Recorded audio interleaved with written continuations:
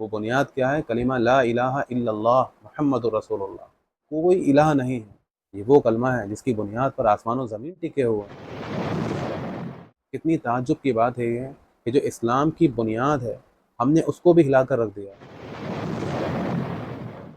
السلام علیکم ورحمۃ اللہ وبرکاتہ۔ اللہ تعالیٰ کا بے شمار احسان و کرم ہے کہ اس نے ہم سب کو ایمان کی دولت سے نوازا۔ ہمیں کوئی محنت و جد و جہد نہیں کرنا پڑی اس ایمان کو حاصل کرنے میں۔ ہمیں اللہ تعالیٰ نے ویسے ہی ایک ایمان والے گھرانے میں، مسلمانوں کے گھرانے میں پیدا فرما دیا۔ یہ ارشاد فرمایا ہے لئن شکرتم لأزیدنکم ولئن کفرتم ان عذابی لشدید، اگر تم شکر گزاری کرو گے لأزیدنکم، مزید اور اگر تم ناشکری کرو گے میرا عذاب بہت زیادہ سخت ہے۔ آج ہمیں ہمارے بغیر مطالبے کے اللہ نے جو اتنی نوازش کی ہے، ہمارے اوپر انعام کیا ہے، ہمیں مسلمان گھرانے میں پیدا فرما کر کے ہمارے گھروں کے اندر قرآن جیسی ہدایت کی کتاب رکھی ہوئی ہے، لیکن ہم نے اس کے ساتھ میں کیا کیا؟ کہیں ہم نے اس کے ساتھ میں اگنورینس کا رویہ تو نہیں برتا ہے؟ کیا ہم نے اس کو چھوڑ تو نہیں دیا ہے؟ اور اس ایمان کے تقاضوں پہ کتنا عمل کیا؟ جائزہ لینے کا وقت ہے۔ کتنی تعجب کی بات ہے یہ کہ جو اسلام کی بنیاد ہے ہم نے اس کو بھی ہلا کر رکھ دیا۔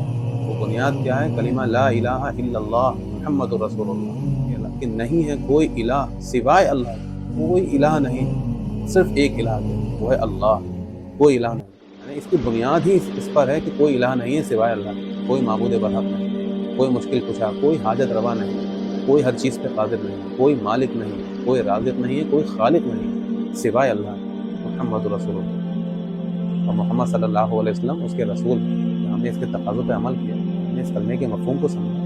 یہ وہ کلمہ ہے جس کی بنیاد پر آسمان و زمین ٹکے ہوئے ہیں۔ یہ وہ کلمہ ہے جس کے خاطر حضور اکرم صلی اللہ علیہ وسلم کو تکلیفیں پہنچی۔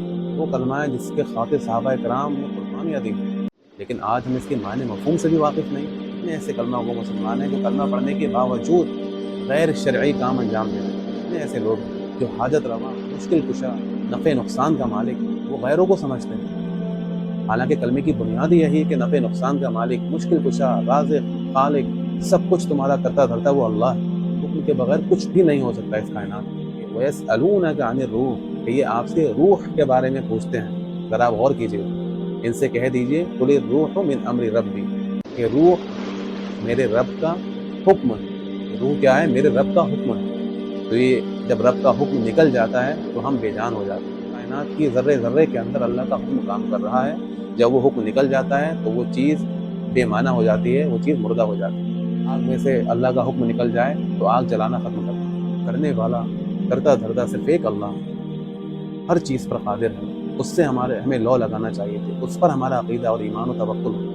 ہم اللہ کو چھوڑ کر ایسے لوگوں کو پکارتے ہیں جو نہ نفع دے سکتے ہیں نہ نقصان دے سکتے ہیں۔ کیا جواب دیں گے ہم اللہ کے ہیں؟ وہ قوم جس کے بارے میں فرمایا گیا تھا کہ وہ معزز کے زمانے میں مسلمان ہوگا اور تم خوار ہوئے تاریخ قرآن ہو۔ لوگوں نے قرآن کو تھاما تو اللہ نے ان کو رفعت اور عزت عطا فرمائی۔ ہم لوگوں نے قرآن کو جب سے چھوڑا ہے، رفعت علیہم الذلۃ والمسکنہ کا مصداق ہم بنتا ہے، ہم مسلمان، کہ عزت جو تمہیں ملے گی وہ قرآن کے ذریعے سے ملے گی۔ اللہ تعالیٰ اس قرآن کے ذریعے سے بہت سو کو عزت عطا فرماتا ہے، بہت سو کو گرا دیتا ہے۔ تو بہت سوچنے کا مقام ہے۔ اگر ہم اپنی حالت کو تبدیل کرنا چاہتے ہیں تو ہمیں اس کلمے کے تقاضے پہ عمل کرنا پڑے گا۔ کلمہ صرف لا الہ الا اللہ محمد رسول اللہ صرف ایسے ہی بے معنی بے سمجھے پڑھ لینے کا نام نہیں، بلکہ اس کو سمجھ کر کے پڑھیں، اس کے تقاضوں پہ عمل کریں۔ حدیث میں آتا ہے من قال لا الہ الا اللہ مخلصا دخل الجنہ، جس نے اخلاص کے ساتھ میں سچے دل سے کلمے کو پڑھا وہ جنت میں جائے گا۔ ہم اجالے کی طرف آئیں، ہم اس نور کی طرف آئیں جو اللہ تعالیٰ نے انسانوں کے لیے اتارا ہے۔ ایک نور کیا ہے؟ وہ اللہ کی کتاب ہے، وہ قرآن مجید ہے۔ واضح الفاظ میں اللہ نے ارشاد فرمایا کہ ادھر ادھر بھٹکنے کی ضرورت نہیں ہے۔ اتبعوا ما انزل الیکم من ربکم، اس چیز کو فالو کرو جو تمہارے پروردگار نے تمہاری طرف اتاری۔ ولا تتبعوا من دونہ اولیاء، اور اس کو چھوڑ کر کے اپنے سرپرستوں کی، اپنے رفیقوں کی اللہ کے مقابلے میں پیروی مت کرو۔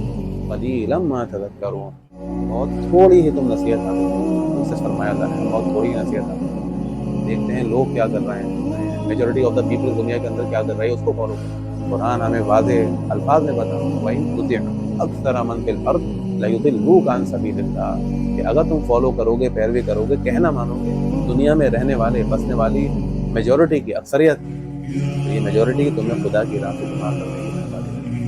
خلاصہ یہ ہے کہ ہم عقیدہ توحید کو مضبوطی سے تھام، اللہ کے علاوہ کسی سے نہیں مانگنا ہے، اللہ ہی کی بندگی کرنا ہے، اسی کے آگے سجدہ کرنا ہے، اسی سے مانگنا ہے، اسی کی پناہ مانگنا ہے، جنوں سے پناہ نہیں مانگنا ہے، جنوں کی اتنی تعظیم نہیں کرنا ہے۔ بہت سی جگہوں پہ جنوں کی تعظیم کی جاتی ہے، ان سے پناہ مانگی جاتی ہے، نہیں کرنا ہے، یہ سب خرافات ہے۔ ہمیں صرف اللہ سے پناہ مانگنا ہے، صرف اللہ سے پناہ مانگنا ہے، پناہ مانگنا ہے۔